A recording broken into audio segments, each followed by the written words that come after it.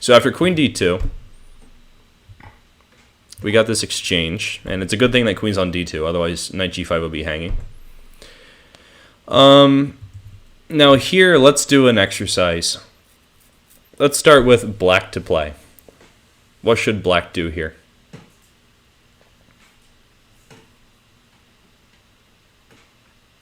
I actually want to focus on white, but let's start with black because it's important to do candidate moves for both sides. And that's something I really want to get into as we move on, because we've already done 3 examples talking about candidate moves for just us, considering hard to consider moves. But let's see what happens when we need to consider moves for everyone at the board. All right, so you Future Master saying bishop g5.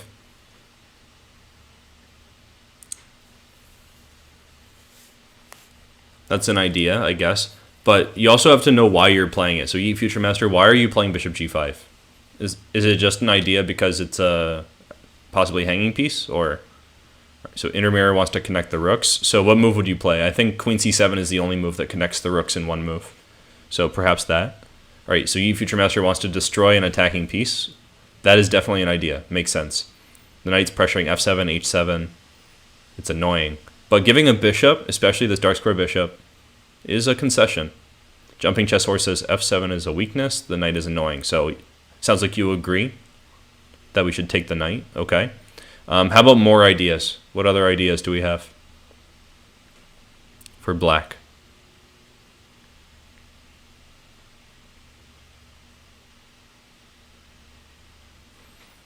Okay, knight d4. That's an active move, so we're taking the outpost by storm.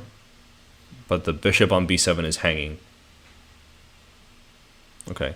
Atarv says h6. It's an interesting choice. So you're trying to just kick the knight, right? You're not worried about what active move they might play with the knight. But okay, it's an idea. We'll have to see if it's good or not later on. By the way, sorry if I'm a little bit behind the chat. I think there's just some lag because I'm streaming. So you Future Master says bishop f6. And what's the idea with that one? And also with knight e5, there's a bishop hanging on b7. So it better be really worth it if you play such a move. All right, Fox Anonymous says that h6 might lose on the spot. We're going to talk about that in a second, actually. There's a similar variation. Inner Mirror says h3, probably meaning h6. And then bishop g5. Well, if you play h6 and the knight retreats, let's just assume that they retreat. You know, it's your dream come true. If you play bishop g5, they'll come right back. So I'm not sure if that would work out without some further kicking of the knight. All right, so you Future Master wants to keep a bishop on g7. That seems pretty sensible. All right, now let's talk about what actually happened. Atarv wants to play king h7 after the knight moves. Makes sense. So we want to basically keep our king safe, right? Maybe I should suggest some candidate moves. You know, I'm asking you guys a lot. Maybe I'll suggest... Let me see.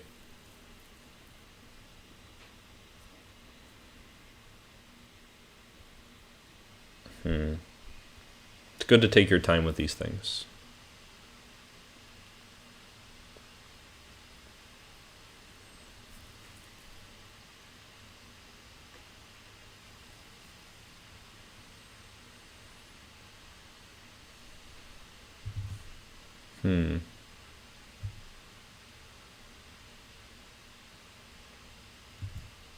I think bishop takes g5 would also be my choice. I don't really think there's a lot of other options to consider. I was trying to play devil's advocate, but there's not much. All right, knight a5 is also an idea. I guess that makes sense. So I think the move that Karpov played is akin to knight a5. He played rook b8. He's protecting the bishop, basically saying, I want to move that knight. Probably he wants to go on d4 sometime. Or at least insinuate that he will. Sometimes it's good to be a little passive-aggressive. But in this position, he must not have made candidate moves for white. He missed what Korchnoi would play. He said there is a mate here. No, I think he means there is a mate there. Yes. So let's see. What should white play here? Let's make candidate moves. And if I tell you that the prompt is white is in a great attacking position, what are the attacking moves? Queen f5, I think you mean queen f4. Putting pressure on f7 makes some sense. But then they will take on g5. They get an extra move to do what they like. All right, Future Master found knight takes h7. Obama Eat My Change also found it. Probably Fox Anonymous was thinking something similar. Yeah, so he got blown out of the water. Do you guys think this is like a world champion move? Only like a world champion or an almost world champion can play a move like knight h7 and us plebs just would never ever notice? I don't think so. I think knight h7 is completely natural, right? We all noticed it, or almost everyone noticed it within like just a short amount of time. And if you didn't notice, you know, just ask yourself why you didn't notice. By the way, I'd like to recommend a book maybe. So if everyone here is above like 1,000 elo about somewhere, maybe online, there's a book that I really like. It's called Combinative Motifs by Bloch. I'm not sure what the availability is right now outside of illegal downloads, but it ships from Moscow, and I think it's worth having a physical copy. It's a very nice book. It has lots of combinations, especially attacks on the king. So if you have trouble with these kinds of moves, hit the books, but in a way that makes it fun. There's a saying that the best chess book is the one you read. So if you're not going to read it, don't even bother. You just need to do something to make chess entertaining while you study. It's for all levels, but I'd say it's a very challenging book.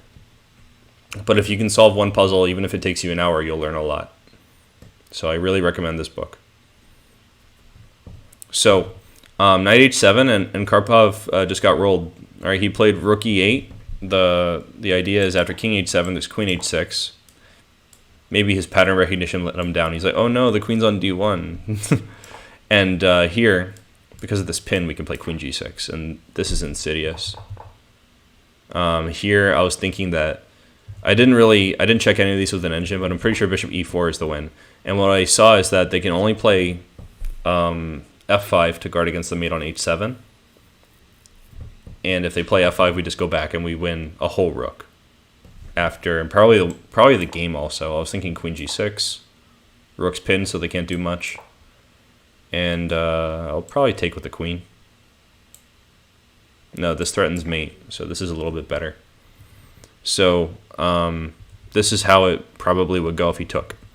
And losing your h-pawn and allowing this knight to just chill in your territory, that's really bad.